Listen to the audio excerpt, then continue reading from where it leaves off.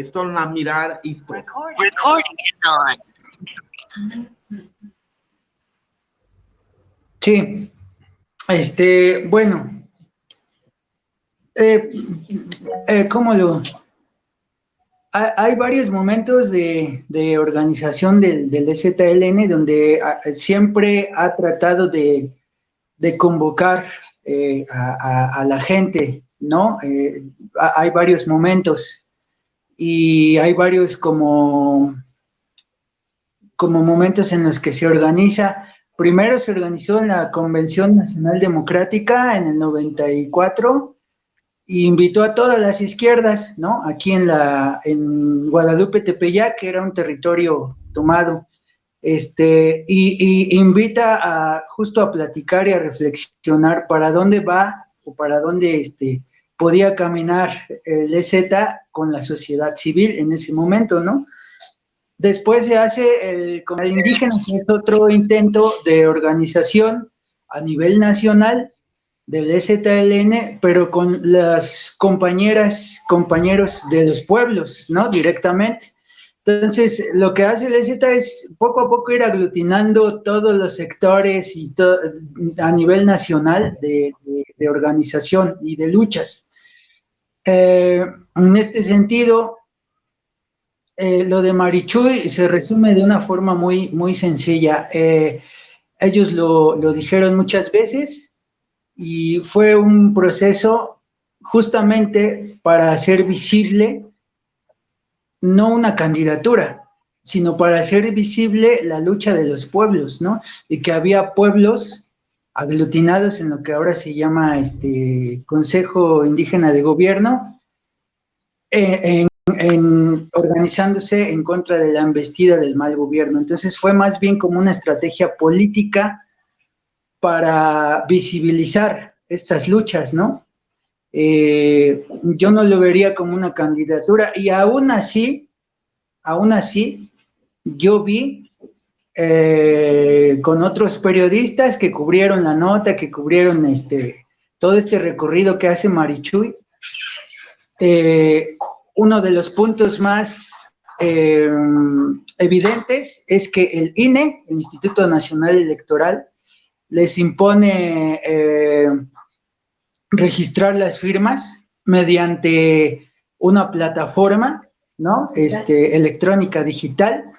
En muchas comunidades no hay agua, no hay luz, ¿no? ¿Y cómo impones que los compañeros que no tienen ni para un celular puedan juntar estas firmas, ¿no? Entonces, esa fue una forma como de boicot a esta candidatura, ¿no? Entre comillas. La más evidente, ¿no? Y por otro lado, había otras dos candidaturas independientes de otros dos personajes ya muy amafiados, uno del PAN y el otro no me acuerdo de qué partido, que no juntaron las firmas, falsificaron firmas, juntaron gente que ya había fallecido y ganaron el registro, ¿no? Y Marichuy no ganó porque según esto no alcanzó las firmas, ¿no? Entonces, independientemente de que fuese una candidatura o no, justo lo que visibiliza es que los pueblos organizados aún son peligrosos en este sentido, ¿no? Porque hubo un intento de que Marichuy no alcanzara las firmas que tenía que alcanzar. O sea, hubo un intento de boicot de parte del Estado hacia toda esta estrategia que para muchos de nosotros el objetivo no era alcanzar la presidencia, sino realmente era visibilizar, ¿no? Todo esto que pasó. Sí, hay que recordar que Marichuy no es una política, es una mujer del pueblo, es una compañera que se decidió en la asamblea proponerla a ella como candidata. La intención del EZLN es ser una disruptura dentro de la política mexicana, que se visibilizara con su palabra todo lo que estaba pasando en las comunidades, precisamente, porque cuando hablan los políticos de los partidos de derecha y de izquierda, es pura mentira.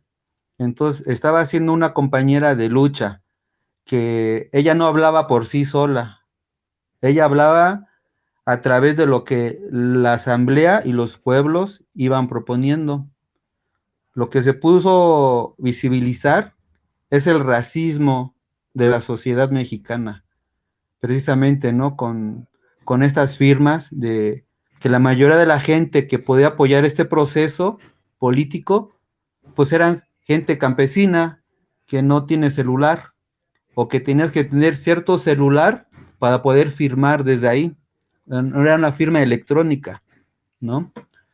Y también tenía que sacar una cuenta bancaria que no se lo permitieron ningún banco, precisamente, para que ella no pudiera tener este proceso. Entonces, lo importante que proponían los compañeros era como hacer todo un proceso de revuelta dentro de las elecciones de México, ¿no? Entonces, algunas cosas resultaron bien, otras cosas no resultaron bien, porque mucha gente de lucha tampoco entendió el proceso, mucha gente fue como que se sorprendió de esta propuesta zapatista, ¿no? Entonces, al final, lo que nos decían los compañeros es, lo peor que nos puede pasar es ganar, ¿no? Y era algo, un contraste, porque ellos siempre nos dicen, los zapatistas, nosotros no nos interesa gobernar al país ni a los mexicanos, porque apenas podemos gobernarnos nosotros, ¿no? Entonces, más que nada para hacer visualizar precisamente, pues todas las problemáticas que tenían las comunidades, no solamente zapatistas, porque ellos pudieron lograr sacar un comunicado donde vienen sus propuestas y donde hacían visible 69 lenguas, 69 idiomas madres que aún se hablan en México, ¿no? Y eso era un boom para la sociedad mexicana, sobre todo para mucha gente de la ciudad, donde pues ni se imaginan cuántos idiomas, cuántas culturas aún siguen existiendo y resistiéndose en México. Al final, después de un proceso de reflexión entre los adherentes, los pueblos y el EZLN, dijeron, nunca más hay que volver a proponer algo así, ¿no?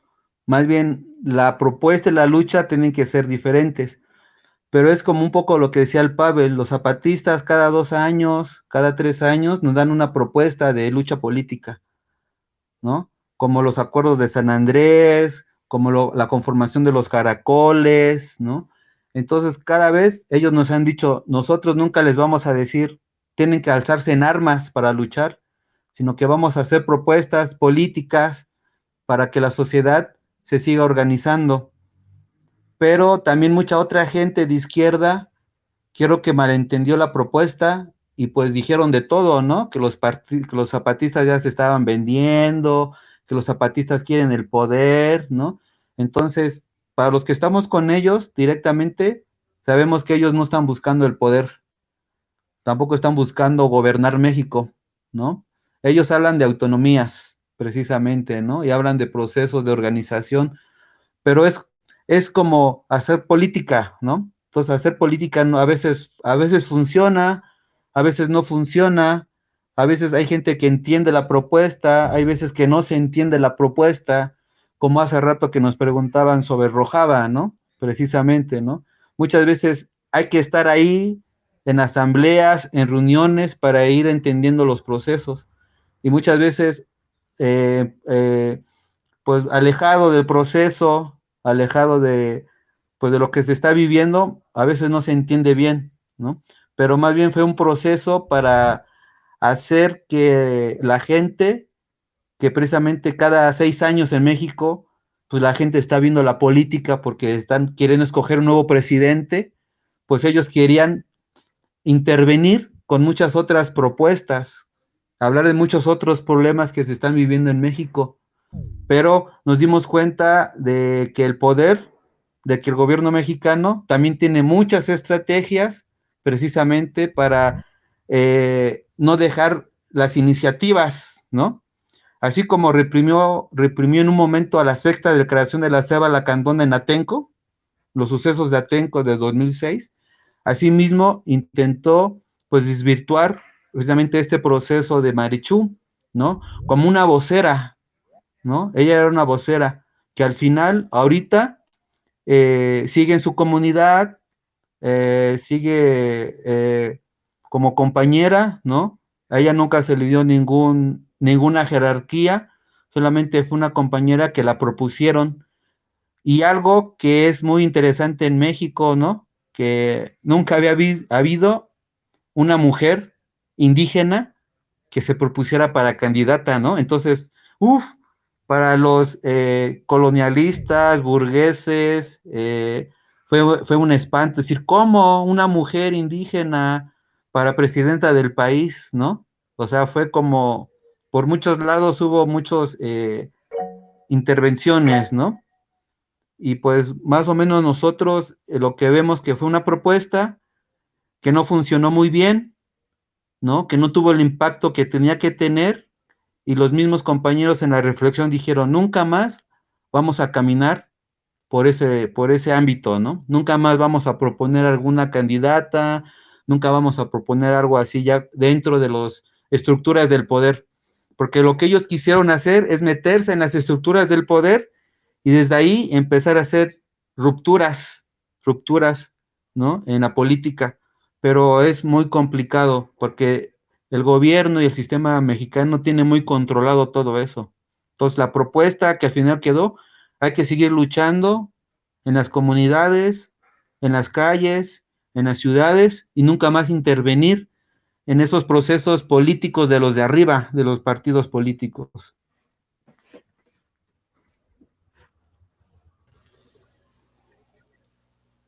Rafael, quer completar?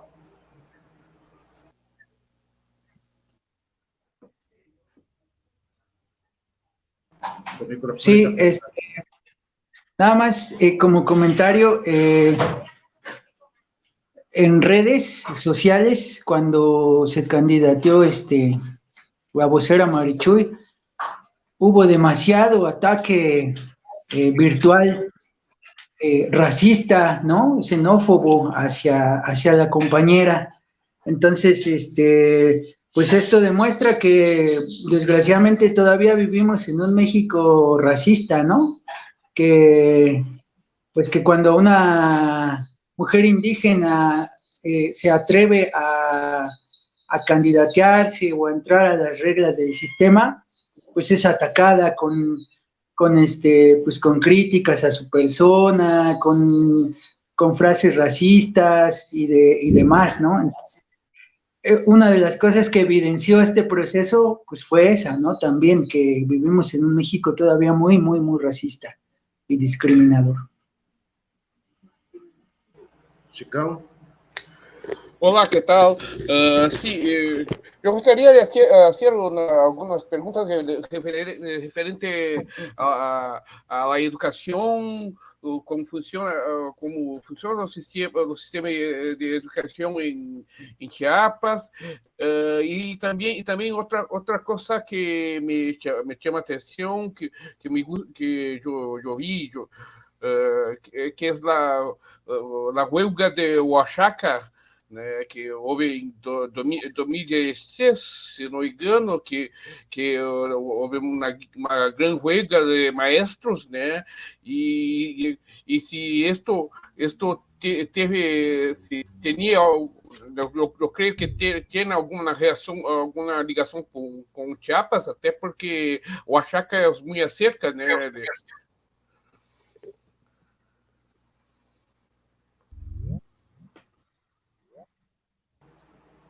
É isso, Chicão? eu acho que é basicamente isso. Ok, el proceso magisterial en Oaxaca fue en el 2006. Aquí hay una tradición más o menos de hace 30 años de la conformación de los maestros democráticos, ¿no? Maestros de lucha, maestros indígenas, maestros de izquierda, que se han venido organizando en un sindicato independiente, porque el sindicalismo en México está muy burocratizado, muy controlado. Entonces, los estados donde los maestros son más rebeldes es Oaxaca, es Chiapas, es Guerrero y es Michoacán. Entonces, ellos año tras año vienen haciendo siempre movilizaciones para mejores recursos para la educación, mayor recurso para las escuelas, libros, mejores sueldos, y cada año hacen sus movilizaciones. Entonces, en el 2006 había alrededor de 70,000 maestros en un campamento en la capital de Oaxaca. Y el 14 de junio de 2006, Ulises Ruiz, el gobernador del estado de Oaxaca, decide reprimir al movimiento magisterial, pero no supo en lo que se metió. No solamente fueron los 70,000 maestros que resistieron, sino que muchas otras organizaciones y sobre todo jóvenes de la ciudad de Oaxaca bajan al centro a resistir con los maestros. Entonces, esa batalla del 14 de junio acaba con la expulsión de la policía de la ciudad de Oaxaca. No había policía después de esa batalla, ¿no? La policía sale corriendo de la ciudad porque no estaba preparada para las miles de personas que llegan a apoyar a los maestros, ¿no? Porque Oaxaca es un estado también de muchas luchas sociales y muchos jóvenes eran muy reprimidos también por la policía. Entonces, cuando se da el enfrentamiento, mucha gente de muchas colonias baja al centro y se duplica la resistencia o se triplica la resistencia, ¿no? Son 3 meses que llamamos la Comuna de Oaxaca. 3 meses donde pues no existía el gobierno, sino que era el mismo pueblo que se estaba organizando. Y los zapatistas desde Chiapas enviaron muchos saludos. Ellos también se movilizaron en el estado de Chiapas, bloquearon carreteras, apoyando a los maestros del magisterio, porque los zapatistas ven siempre a la gente de lucha como parte pues, del proceso, de la resistencia. Este movimiento llegó a ser de 1 millón de personas, mucho más de los que son los zapatistas, ¿no? Los zapatistas no llegan a 1 millón de personas. El movimiento en Oaxaca llegó a haber movilizaciones de 1 millón de personas y este movimiento al final fue reprimido por el gobierno. Entró el ejército a la ciudad y desbarató el proceso que se estaba teniendo, ¿no? Imagínense el proceso, ¿no? Imagínense el cargo que tienen también los zapatistas, ¿no? De que ellos no son tantos, claro, estos maestros no estaban armados, pero en momentos usaron piedras, usaron palos, usaron molotov para defenderse, pero cuando el ejército vuelve a entrar a Oaxaca, entra armado, entraron alrededor de 15,000 efectivos del ejército, se llamaba la Policía Federal Preventiva, que era el ejército vestido de gris, ¿no? Porque aquí están de verde, pero los vistieron de gris y inventaron una policía nacional para entrar a Oaxaca. Y el movimiento, pues al final no fue derrotado, pero fue reprimido y muchos compañeros tuvieron que refugiarse en otras partes. Pero los zapatistas siempre apoyaron la lucha del magisterio, incluso la siguen apoyando. Los zapatistas tienen su proceso de educación aparte de todos estos maestros, ¿no? Porque su proceso de educación de ellos ya no es en Castilla como en los primeros años. Ahora su proceso de educación autónoma es en Soxil, en Sectal, en Tojolabal, El Chon y en Mame. Ellos mismos empezaron a desarrollar sus promotores de educación, sus promotores de salud, ¿no? Incluso en una reunión nos dijeron, ¿ustedes creen que en estos años hemos estado preparando mejores guerrilleros? No. Nos hemos estado preocupando por hacer escuelas, por hacer hospitales, porque la gente en las comunidades se siga preparando, ¿no? Siga rescatando todas las plantas naturales que aquí se usaban históricamente, ¿no? Eso es un poco interesante, ¿no? De que los zapatistas apoyan los procesos democráticos de los maestros, porque estos maestros, aunque son de lucha, son de resistencia, son pagados por el gobierno, pero están en contra del gobierno. Y los maestros zapatistas no reciben sueldo. No hay dinero dentro de los zapatistas para hacer lo que se necesite. Si eres maestro, no hay dinero. Si eres promotor de salud, no hay dinero. Si eres junta de buen gobierno, no hay dinero. Si eres miliciano, eres insurgente, no hay dinero. Todo es por la causa del pueblo, por la gente.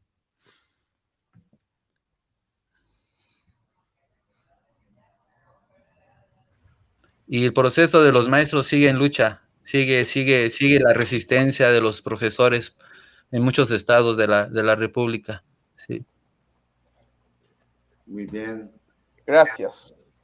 Gracias, compañeros. ¿Hay algún otro compañero que desea hacer una pregunta?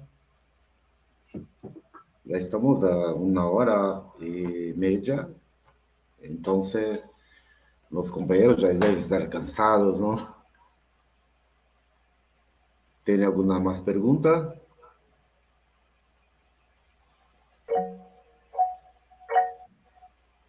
Puede falar, Del. Boa tarde novamente. Camarada, por favor, traduza minha pergunta, que eu não sei falar muito bem espanhol. Como vocês veem as representações, e principalmente na cultura pop,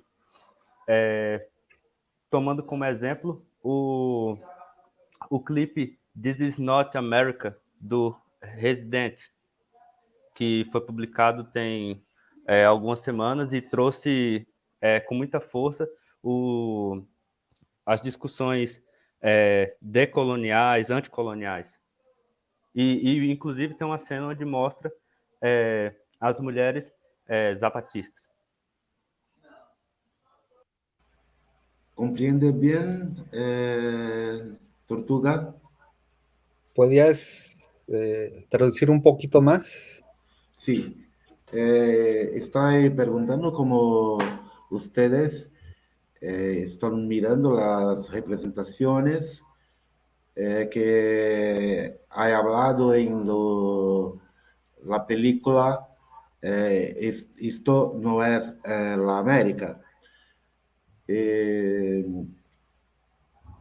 Entonces, en este proceso, ¿cómo ustedes están mirando esto, esa cosa de la película, si es que ustedes asistió a la película, no sé? No, creo que no he visto esa película. Entonces, Delson, ¿se quer fazer outra pergunta? E, Pavel? No, no he visto la película que dicen tampoco. Ambos não assistiram a película. Ah, tudo bem, tudo bem. Bom, tem alguma pergunta a mais? Ou a gente pode encerrar, deixando os companheiros falar por último e agradecer a presença deles. Como é que tem alguma pergunta a mais ou não? Não. Então tá. Companheiros, eu quero agradecer imensamente la presencia de los compañeros, muy grato. Estamos en la lucha juntos y que estoy aguardando después que nosotros pasamos una otra conferencia con otra temática, ¿no? Otro taller, porque considero que es la integración de los anarquistas, de los luchadores internacionales, es muy importante para nosotros y también para ustedes. Entonces, quiero agradecer a Pavel, mucho grato, quiero agradecer a Tortuga, mucho grato, quiero agradecer a todos los compañeros que vinieron acá para conversar, platicar con los compañeros mexicanos. Sobre todo porque nos tenemos una amistad, ¿no?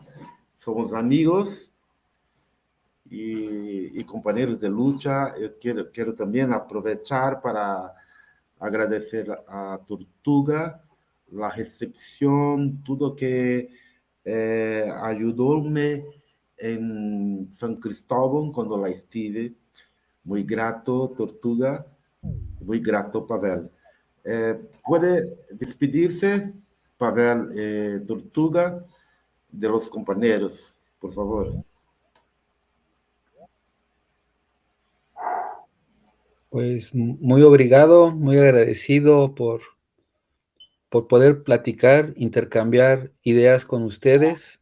Qué bueno que podamos platicar estos temas, a veces un poco complicados desde la perspectiva anarquista, y invitarlos a que vengan a México, vengan a Chiapas.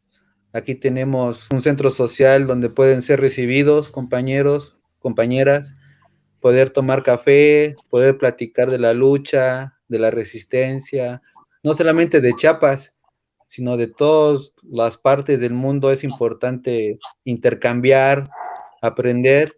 Siempre está la invitación a que vengan a ver las comunidades directamente ustedes, para que ustedes mismos saquen su propio punto de vista. Nosotros solamente somos, creo que, 2 individuos libertarios dentro de muchos compañeros que apoyan, otros que no apoyan, ¿no? El zapatismo, pero lo importante es venir y verlo ustedes mismos, lo que se está viviendo por acá, y saquen sus propias conclusiones, ¿no? Lo nuestro es un intercambio, solamente es una vista, una forma de ver, pero hay muchas formas de ver el zapatismo, muchas formas de entender la lucha de los pueblos originarios, hay muchas formas de entender las autonomías, porque no solo hay una autonomía en México, hay muchas autonomías diferentes, hay muchos procesos también de compañeros anarquistas en otras partes del país. Vengan a conocer un poco la lucha diversa que hay por acá, y pues un gran abrazo, los esperamos por acá. Aquí tenemos el espacio, compartimos la comida, compartimos también la naturaleza. Aquí en Chiapas hay muchos lagos también, hay montañas, hay mar, hay selva, hay frontera, ¿no? Entonces vengan para que conozcan la diversidad de Chiapas y de México. Y bienvenidos, y muchas gracias, Preto, por esta amistad, por haberte conocido aquí en San Cristóbal.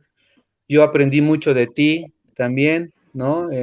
Aprendí mucho también de las ideas de por allá, aprendimos mucho de la descolonización, que es importante, ¿no? Descolonizarnos de la mente, ¿no? Descolonizarnos de muchos procesos que el sistema nos está inculcando, pero con los zapatistas, con las comunidades, ¿no? En resistencia, pues vamos a desaprender, no solamente con los zapatistas, hay muchas resistencias en Oaxaca, en Guerrero, en Michoacán, en el norte del país, hay muchas culturas también que todos estamos en la lucha por sobrevivir a este sistema capitalista, resistir y organizarnos. Entonces, muchos abrazos, camaradas.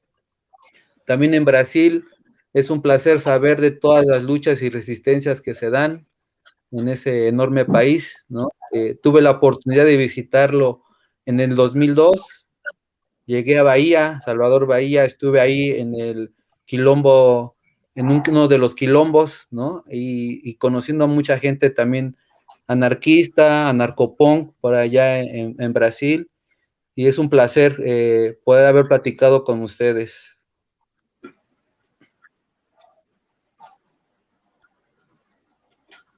Bueno, compas, pues muchas gracias por tomarme en cuenta para esta charla, esta compartición. Pues sí, yo también extiendo la invitación. Estaría chido que vinieran a México a, a ver cómo caminan los compas, las comunidades aquí en Chiapas, ¿no? Y en otras partes también del país. Y creo que es importante, pues, compartir estas formas de pensar, ¿no? De otros territorios. Siempre va a ser importante, ¿no? Entonces, pues, les mando un abrazo. Gracias, Preto, por invitarnos y por tomarnos en cuenta. Pues, que viva la anarquía, muchachos. Viva la anarquía. Ustedes saben que pueden venir a Brasil, que tiene siempre una casa, enquanto yo tiver una casa. Né? Mi casa é sua casa. Companheiros todos, muito obrigado pela audiência, pela participação. Vamos à luta. Espero que todos leiam a sexta declaração, né? E possam se posicionar. E numa outra oportunidade, a gente chama de novo o Pavel, que tem um programa El Gato Anarquista, é um programa com um periódico, um rádio, são várias TVs, vários modelos dentro da mesma plataforma, né? Então, quem quiser acessar, tem no Facebook, né? El Gato Anarquista. Lá em São Cristóvão tem o Centro Cultural que o Tortuga e outros companheiros, né, mantêm. Muito agradecido a todos, um beijão e até outro dia.